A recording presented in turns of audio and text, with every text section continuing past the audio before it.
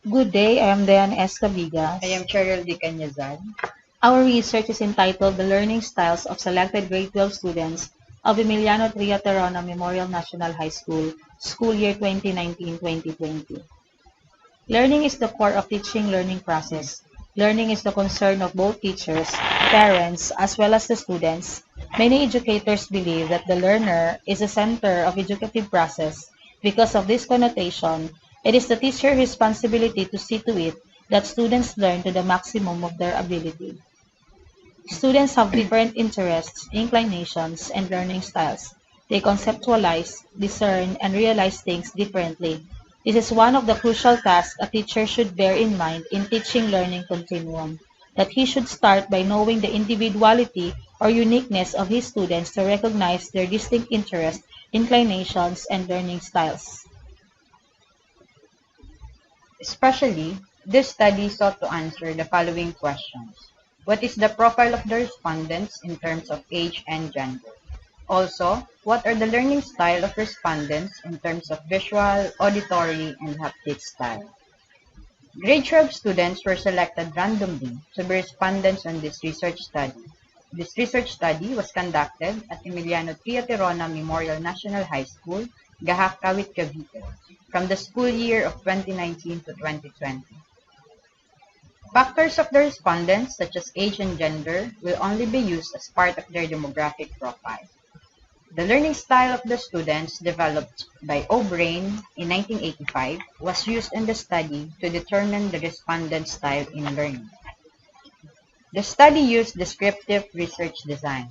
There were 100 respondents of this study from the grade 12 students of Emiliano Tirona Memorial National High School.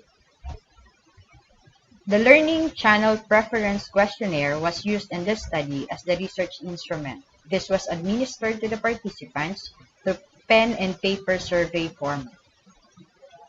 The respondents were asked to participate voluntarily. The data that were gathered will be treated in utmost confidentiality and will be securely kept by researchers to make sure that confidentiality will take place.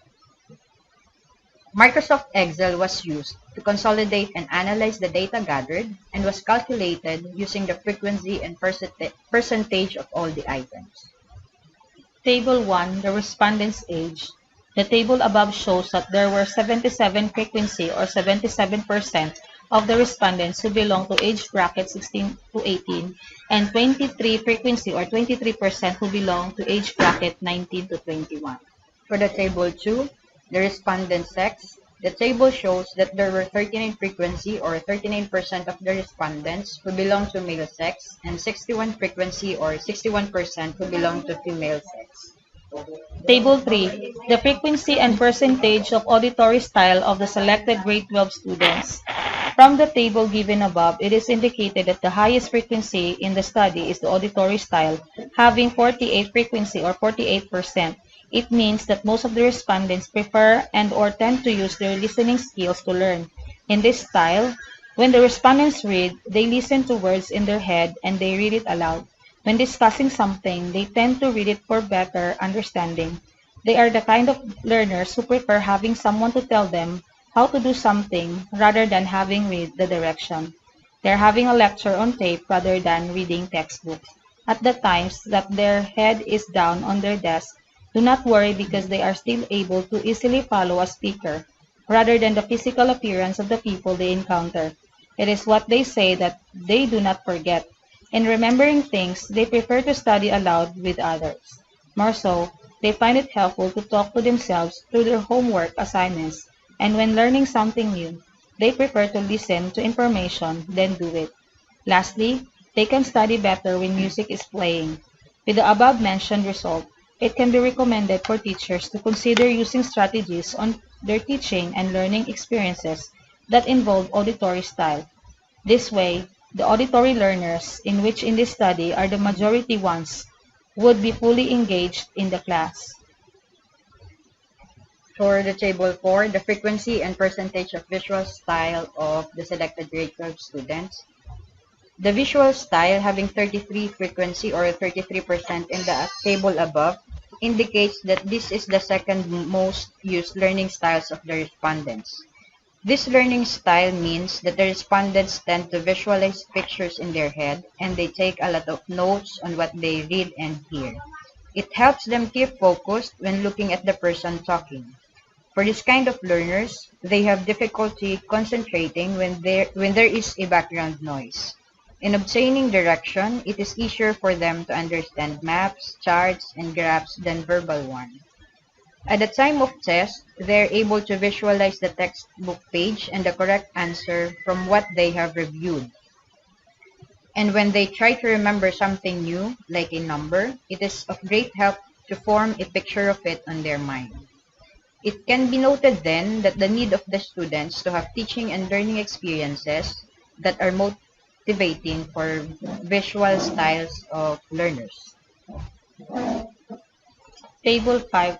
The frequency and percentage of haptic style of the selected grade 12 students. The table above indicates that haptic styles has 19 frequency or 19%, which falls under the lowest answered style of the respondents. The learners under this style do not like to read or listen to directions, but rather just start doing them. In doing something like studying, they need frequent breaks and they must be moving around. At the time that they are running out of words, they use their hands a lot, taking a look at the ending when just starting a book or article in common for them. Yes, they take notes, but they will never go back and read them. It is but usual that their belongings are messy and unorganized, but they know exactly where things are. Also, using their fingers to count are habitually done and their lips move when reading. Nevertheless, they say they do not like proofreading their work, but what they are fond of is daydreaming in the class. Although the haptic style of learning is the least answered, yet it cannot be discounted that it still garnered 19%. With this, taking into consideration that there are students in the class that have this kind of learning style is still significant. Strategies that will cater learners' haptic aspect is to be considered.